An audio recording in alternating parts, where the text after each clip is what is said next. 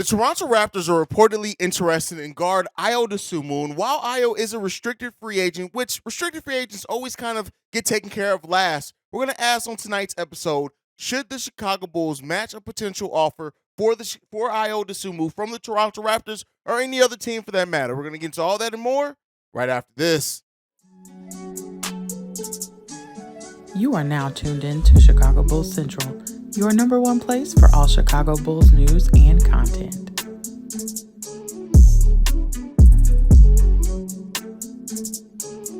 What's going on, Bulls fans? Welcome to another episode of Chicago Bulls Central, your number one spot for everything Chicago Bulls related. I'm the host here, Haize. You guys can follow me right off the top at CEO Haize. That's CEO Haize. But more importantly than following me, you can follow the channel at Bulls Central Pod on every social media platform that we happen to be on. Now, with that said, we got to talk about Ayo Dosunmu, right?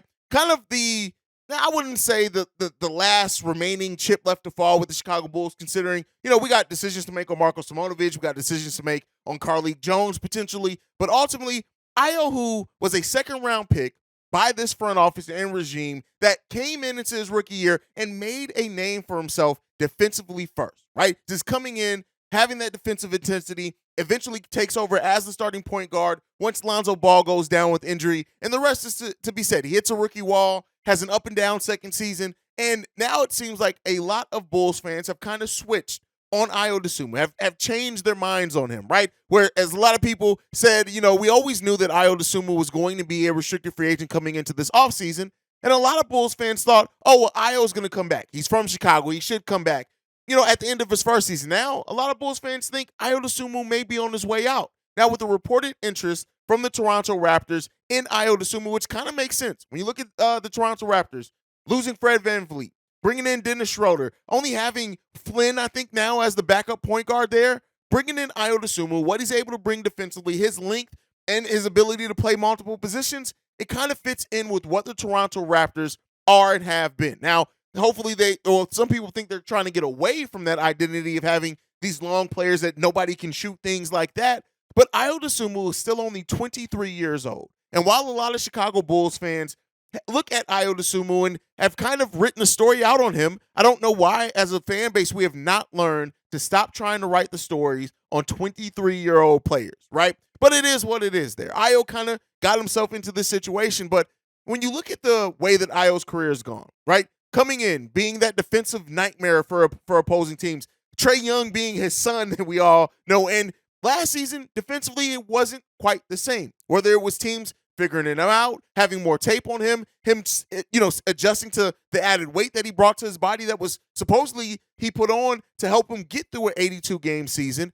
It never just came all together for Ayo Dosunmu in his sophomore year, like I'm sure he would have hoped and we would have hoped. Now, with the signing of Javon Carter, re-signing Kobe White, Alex Caruso still being here, is now brought back to light.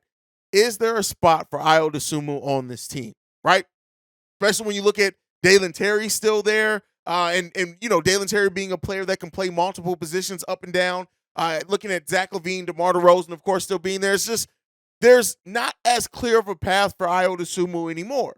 And while he does have a qualifying offer of $5 million, he's a restricted free agent, and we're getting now passing a week into free agency, and that is when you start seeing the restricted free agents start getting offer sheets. We've already seen one. With Matisse Thybulle signing an offer sheet, right? So Ayo and the fact that he is out there available, team like the Toronto Raptors, I would not be surprised in the next couple of days or so if a decision is not made, that we hear more teams being interested. The thing with restricted free agents is that a lot of teams, because they don't want their money tied up, they hesitate. They wait until they put those offer sheets out on free agents, even though now much shorter time than teams have to decide to match. I think it's only 24 hours now.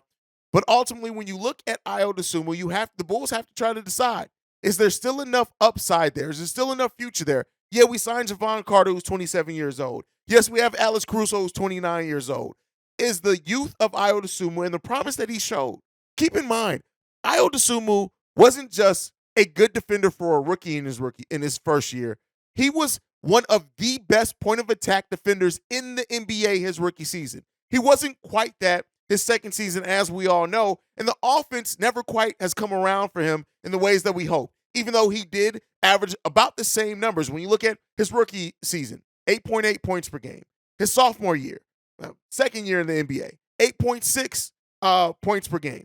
3 assists per game is his rookie year. 2.6 assists per game his second season. 80% shooting from free throw, and 67% his rookie year. So he definitely upticked there, keeping the same amount of free throws at 1 per game.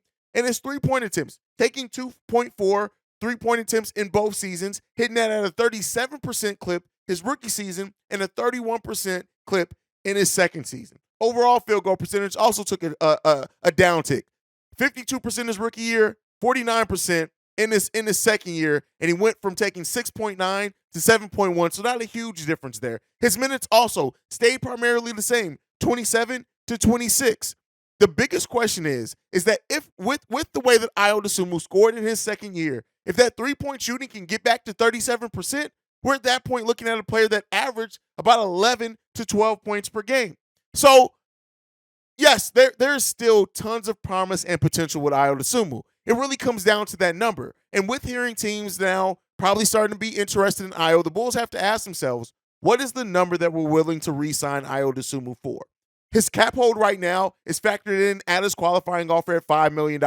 So if you can get him any less than that, you actually add to that. The Bulls still have $6 million of the mid-level exception. They still have $4.5 million of the biannual exception. They still have potentially a $10 million disabled player exception coming in for the Lonzo Ball contract. So the Bulls still have a little bit of wiggle room. We're still about $8 million as well under the luxury tax. I've told you guys, I think that with the Bulls filing that disabled player exception, they're probably going to pay the luxury tax, probably try to mitigate that, not pay too much. But there's a question there. And so I think ultimately what the Bulls have to look at when they're looking at Ayo is like, Lonzo Ball is probably not coming back ever to this team. And if Alex Caruso, when his contract is up, which is only in a couple of years left he has on that contract, is Ayo Dosunmu maybe ready to step into that role? And is there still enough for him to even get those developmental reps here with Dalen Terry, things like that?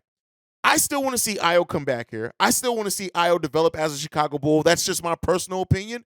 And I don't want to see the Bulls give up on any other young players because I do still see there's a chance that Ayo Dosunmu could go to another team and develop, and then we're stuck there looking again at another Chicago Bull that we let get away, for whatever reason it was, that we let get away that could have developed here. Now, there's questions as well on Billy Donovan and the coaching staff and them developing. We have a head of player development now that could absolutely help on Ayo's shot coming along.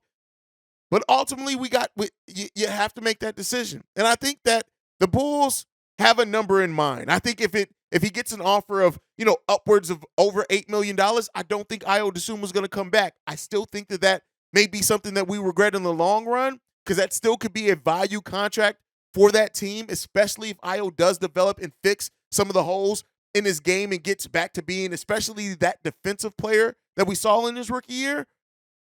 But hey, AK and Eversley, again, like I've said before, and I've said this coming into this offseason, I've said it during. This is not an offseason that I envy them at all. They have tons of tough decisions left to make, and the decision on Ayo Dosunmu may have to come sooner rather than later.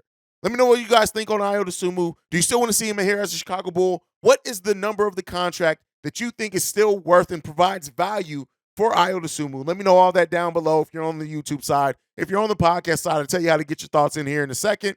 Make sure you guys are following the show at Bull Central Pod. You can send us any feedback, questions, comments, concerns, bullcentralpod@gmail.com. Lastly, you want to leave a text message and our voicemail for the show. The number to do so, 773-270-2799. We are the number one spot for everything Chicago Bulls related because of you guys. And like to end every episode on, go Bulls. Love you guys. See red if you can, y'all. Peace. This has been a presentation of the Break Media.